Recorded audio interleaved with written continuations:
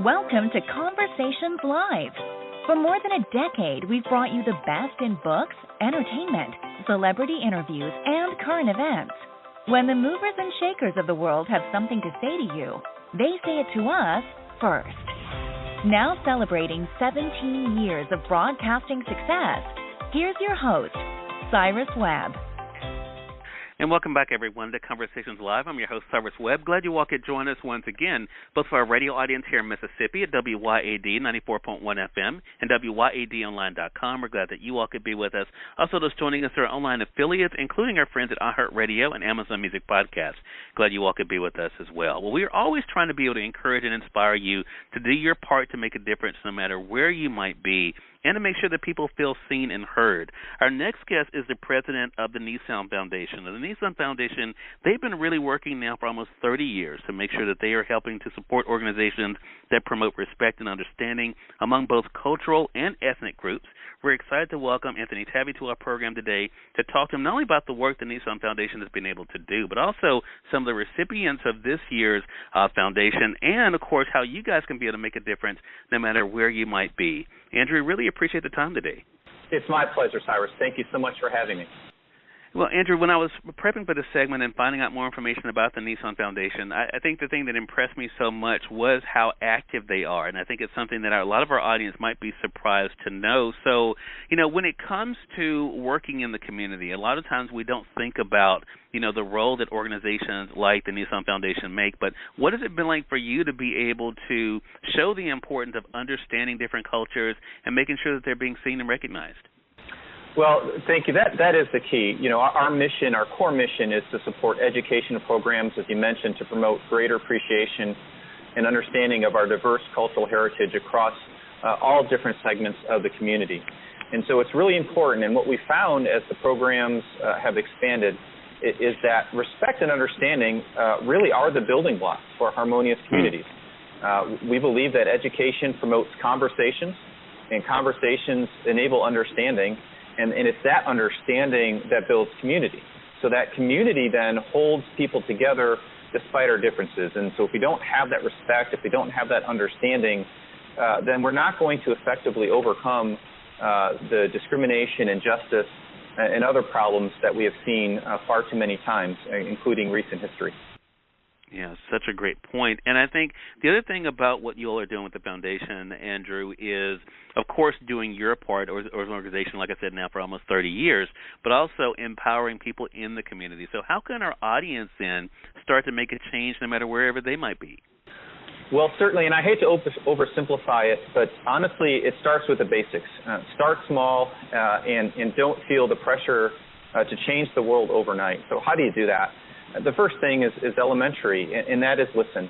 There's a lot of talk, there's a lot of social media, but the importance of listening is critical. Be aware of the issues and needs of the community, but also, the community members. And then engage individuals and organizations of similar thoughts that can work together to try to enact or affect positive change, no matter how small.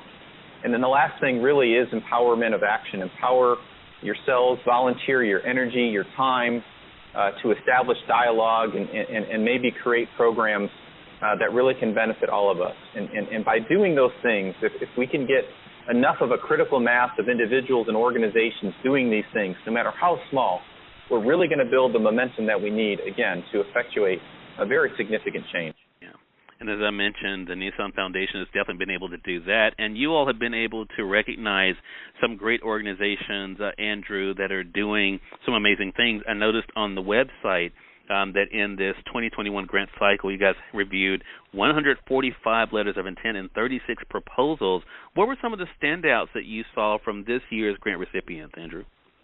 Well, there are quite a few, and we noticed that the recipients generally focused in two areas. A lot were focusing on educating and inspiring youth, and then also in reaching broad audiences. And I'd really like to highlight two near and dear to the state of Mississippi. And the first is the Foundation for Mississippi History. They're going to use their grant dollars to ensure all students in the state have the opportunity to visit the Mississippi Civil Rights Museum and the Museum of Mississippi History at least once during their K through 12 education, regardless of the ability to pay. And then we have the Cleveland Music Foundation Grammy Museum.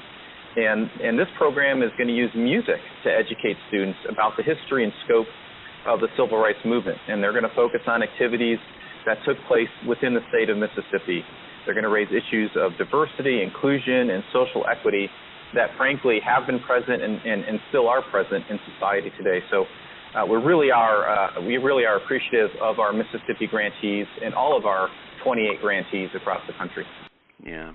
What great work they're doing, and it's great to see how the Nissan Foundation is helping to recognize them and to help them in their work. Andrew, so for those who are just now finding out about these opportunities, what is the criteria normally for a nonprofit to apply for the grant if they're looking at next year? Well, two main criteria. The first is to be based in one of our 7 communities where the foundation awards grants, and that includes Central Mississippi, Southern California, Southeast Michigan, New York Metro, North Central Texas, Middle Tennessee, and Greater Atlanta. And the second really is that the recipient needs to align with our core mission. As I mentioned, it's just building community by promoting the value of cultural diversity. So it's a very broad explanation, and we're happy to have people inquire. And the best place to do that, to get more information, is to visit our website. That is nissanfoundation.com. Once again, nissanfoundation.com. And that's where everyone can go to get more information on what we're doing and how they can participate. Love that. NissanFoundation.com. We'll make sure that we link that up for our audience joining us online. Again, everyone, Andrew Tavi has been our guest. He is the president for the Nissan Foundation. Andrew, again, thank you so much for this time. It really means a lot you're stopping by, and looking forward to having you back on the program again. It's been absolutely my pleasure. Thank you for having me. Glad to do it. And we thank your audience for tuning in to another great segment of Conversations Live. Until next time, I'm your host, Cyrus Webb, saying as always, enjoy your day, enjoy your life, enjoy your world. Thank you all for choosing Conversations Live. Now let's go make today amazing. Take care.